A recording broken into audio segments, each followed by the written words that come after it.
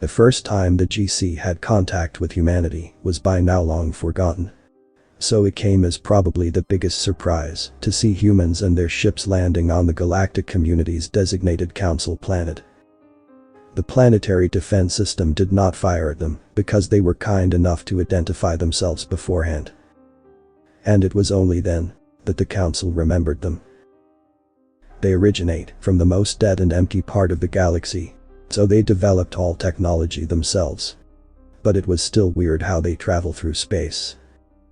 Apparently, they thought FTL was impossible. So instead, they decided to use wormholes that can be created by the ship itself and disappear right after it goes through. And as scary as the first contact was, we quickly learned to love our ape-like brothers from the planet they call Terra. Humans were, and are still, the tallest creature, towering over most others and beating almost everyone else in strength. One thing we learned is that no matter how fast you can run, you cannot outrun humans. The second thing we learned rather quickly is that humans have a weird obsession with free trade, which also gave us the idea to categorize our members into 4 groups. There are the warmongering species, who are the least peaceful ones and are easily provoked. The thinkers are the most peaceful ones. They are mostly used as diplomats or middlemen. The scientific ones, their goals are to progress as much as possible. And of course, the money-driven, the best example of this being the humans. Everything was well in the galaxy for thousands of cycles until the Vrutchel, a science-driven society, disappeared. No distress signals were given, no representation in the council. They were simply gone. At first, most of us thought it was an experiment gone wrong. And now all of their ships were damaged and their communication was dead. But after half a cycle and no response, an investigation was launched.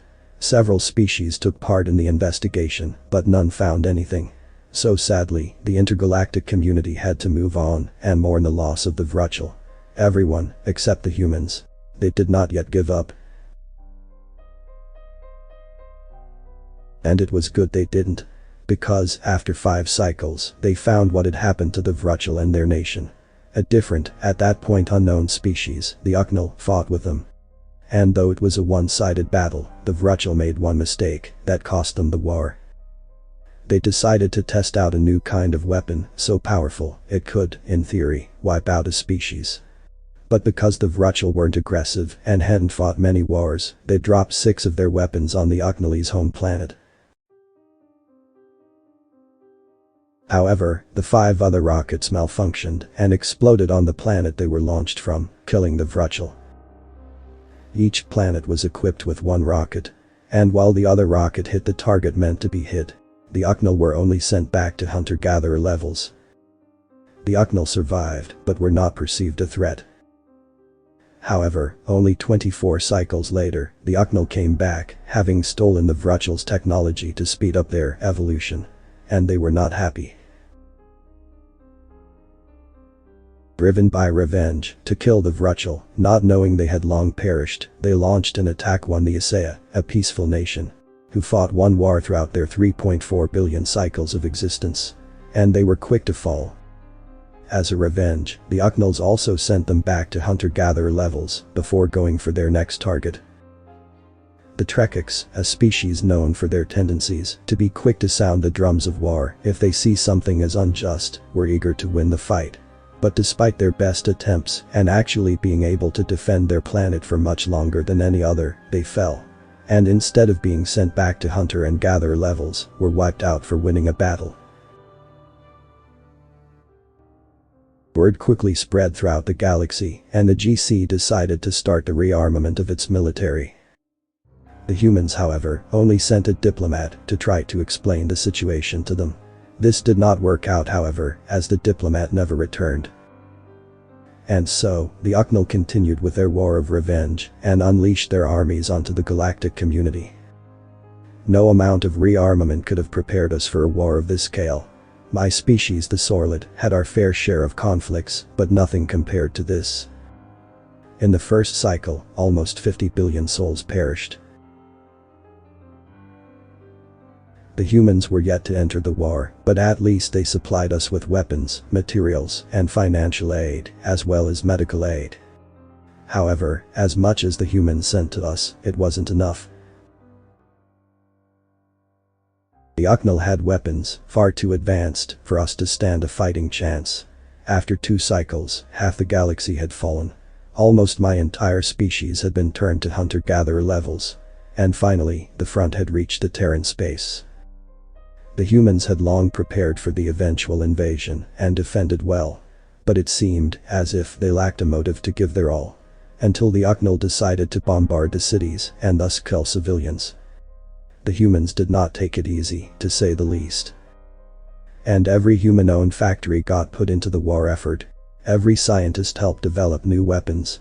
Hundreds of thousands of humans lined up at the recruiting offices to join the fight.